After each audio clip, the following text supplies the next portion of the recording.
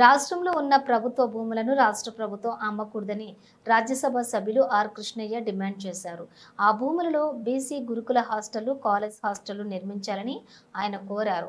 Hyderabad Indira park ధర్నా చౌక్లోని Telangana BC విద్యార్థి సంఘం అధ్యక్షులు వేముల రామకృష్ణ ఆధ్వర్యంలో నిర్వహించిన ధర్నా కార్యక్రమంలో ఆర్ కృష్ణయ్య పాల్గొని మాట్లాడారు.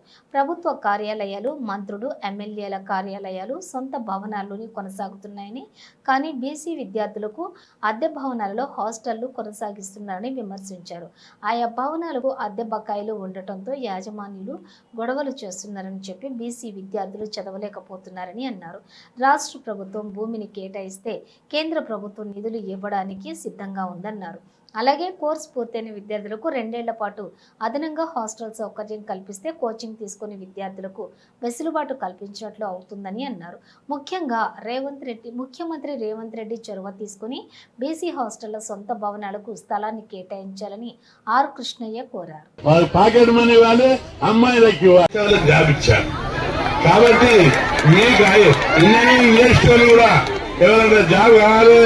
ఐటీ కంపెనీలు అంటే నా దగ్గరికి రండి, లెటర్ రాస్తా. నాకున్న ఎంపీ లెటరు మీకోసమే, నా కోసం కాదు. మీరు బాగా చదవాలి. చదువు అంటే భయపడద్దు. చాలా మంది అంటారు అన్ని డిగ్రీలలో స్టేట్ ఫస్ట్, యూనివర్సిటీ ఫస్ట్ వచ్చిండు, ఎట్ వచ్చిండు, భయపెట్టి మార్కులు ఇచ్చింది. మరి భయపడితే మార్కులు పడాయి. చదివినా నేను చదివేటప్పుడు కొన్ని టెక్నిక్స్ ఉన్నాయి. మేము అందరం చదివేటప్పుడు ఇలా సార్ పాఠాలు చెప్తుంటే ఎక్కడో మైండ్ ఉంటుంది. నేను చదివేటప్పుడు అది మళ్ళీ సపరేట్ గా చెప్తా. అయినా 1-2 పాయింట్లు చెప్తా. చదివేటప్పుడు క్లాస్ లో సార్లు ప్రశ్నలు వేస్తే సార్లు భయపడుతుంది, ఎట్లా జవాబు చెప్పాలి. అదే కాదు, టోర్నమెంట్ పోయేటప్పుడు కూడా మంచి ఫ్రెండ్స్ బాగా ఇంటెలిజెంట్ పక్కకు పెట్టుకొని డిస్కస్ చేసుకుంటూ పోతుంది. మన వాళ్ళు అందరూ వాళ్ళని తిట్టుకుంటా వీళ్ళు తిట్టుకుంటూ పోతారు. ఎవరి విషయమే పట్టించుకోవద్దు. చదువు మీద దృష్టి రావాలి. చదువు నిద్రపోతే కళలు కూడా చదివే రావాలి. అట్లా చదువు మీద మీరు దృష్టి పెట్టాలని చెప్పి తమ్ముళ్లకు చెల్లెళ్ళందరికీ నేను విజ్ఞప్తి చేస్తున్నా. చెల్లెళ్లకు తమ్ముళ్లకు లేట్ వచ్చిన పర్లేదు కానీ చెల్లెళ్ళకు మాత్రం 1000 రూపాయల ప్యాకెట్ మనం ఇచ్చే వరకు చెప్పి ఈ సందర్భంగా గుర్తు చేస్తా. మళ్ళా భాషాస్త్రాలు గతాస్త్రాలను పెద్ద ఎత్తున కట్టాలి. కట్టే వరకు మీకు ఇప్పుడు ఈసారి ఓకే, మళ్ళా నెక్స్ట్ వీక్ కూడా పెద్ద ఎత్తున అన్ని హాస్టల్లో వస్తారు.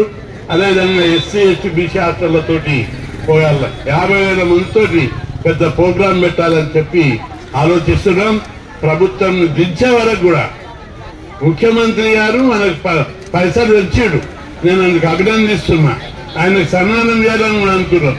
బిల్డింగ్లు కట్టే వరకు కూడా బిల్డింగ్లు కడితే పెద్ద సన్మానం చేస్తాం.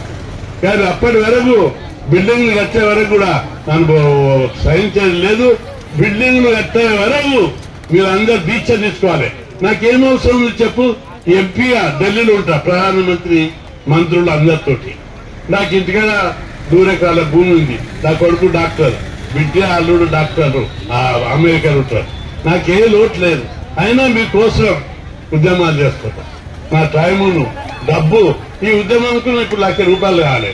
బస్సులు అవి ఇవి ఖర్చులు అవన్నీ నేను నా సొంత డబ్బు ఖర్చు పెడతా. ఎవరిని చెల్లారే ఎందుకు నా చెల్లెళ్ళు చదువుకోవాలి. మీరు కూడా కమిట్మెంట్ తోటి అన్ని కష్టపడుతుండ్రు. ఎవరికోసం మా కోసం మేము పార్టిసిపేట్ చేయాలి, ఉద్యమం చేయాలి అనే స్ఫూర్తి రావాలి. మీకు ఇచ్చిన కరపత్రంలో మన డిమాండ్ అని పెట్టాం. మీరు చదవండి, వేరే చదివించండి ఉద్యమ స్ఫూర్తిని. ఇప్పుడు చెల్లెమ్మ వచ్చి మాట్లాడితే కడుపు నిండింది.